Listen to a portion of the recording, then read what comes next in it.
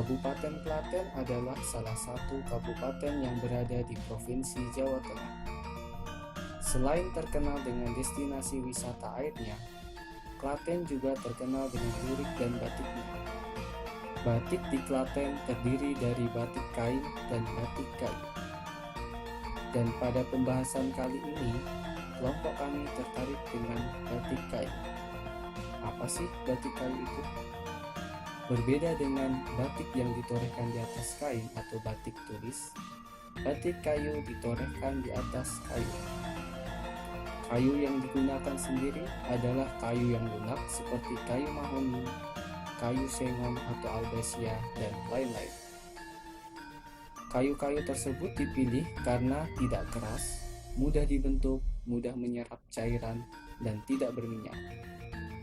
Kayu sebagai bahan batik kayu harus mudah didapat dan mudah untuk direboisasi kembali dengan umur kayu layak tebang hingga umur 2 hingga 3 tahun. Mau tahu lebih lanjut tentang batik kayu? Tunggu di